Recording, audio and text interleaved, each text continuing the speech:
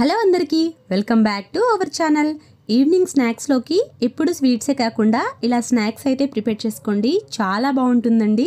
ఈ స్నాక్స్ అయితే క్రిస్పీగా లోపల స్టఫ్ తోటి చాలా టేస్టీగా పిల్లలు బాగా ఇష్టపడేలాగా దీన్ని అయితే ప్రిపేర్ చేసుకోవచ్చు. దీని ప్రాసెస్ కూడా చాలా ఈజీ అండి. లోపల స్టఫ్ అయితే చాలా టేస్టీగా ఈజీగా ప్రిపేర్ చేసుకోవచ్చు. దీన్ని గోధుమ పిండితో హెల్దీగా ప్రిపేర్ చేసుకోవచ్చు అండి. దీన్ని ఎలా చేసుకోవాలో ఇప్పుడైతే చూద్దాం.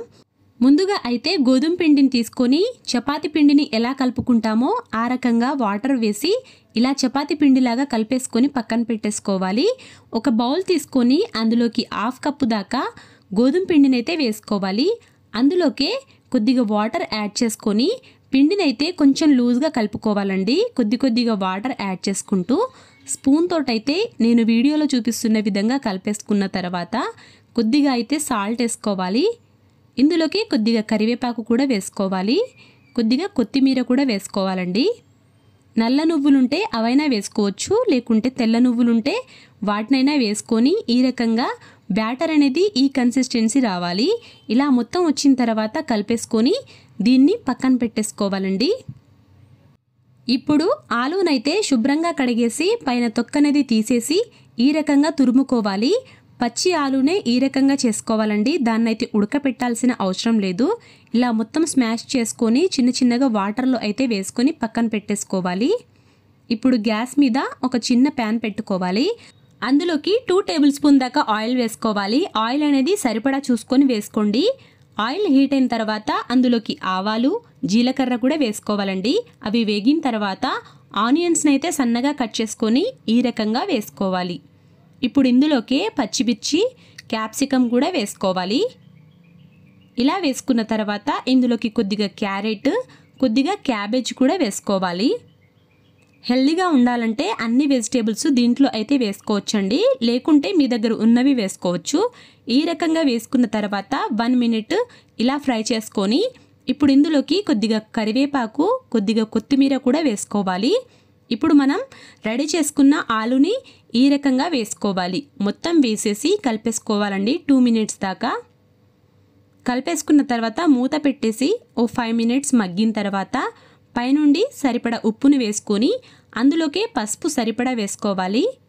కారాన్ని కూడా తగినట్టు చూసుకొని మీ స్పైసీనెస్ తగ్గట్టుగా వేసుకోవాలి. ఇలా వేసుకున్న తర్వాత మొత్తం కలిపేసుకొని కొద్దిగా వాటర్ వేసుకొని 5 మినిట్స్ దాకా ఉడికించుకొని పక్కన పెట్టేసుకోవాలి. ఇప్పుడు చపాతీ పిండిని అయితే పెద్దగా చేసి తర్వాత గ్లాస్ తోటైనా చిన్న కటోరతోటైతే ఈ రకంగా కట్ చేసుకోవాలండి.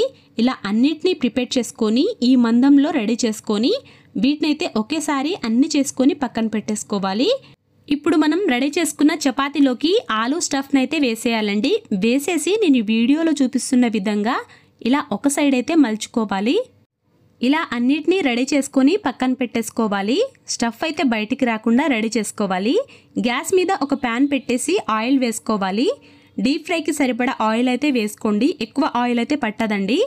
ఇలా ఒక్కొక్క చపాతీని అయితే తీసుకొని మనం స్టఫ్ వేసిన దాన్ని ముందుగా రెడీ చేసుకున్న గోధుమ పిండి బ్యాటర్లో ఇలా ముంచుకోవాలి. అందులో ముంచేసి ఇప్పుడు ఆయిల్లోకి వేసుకోవడమే అండి.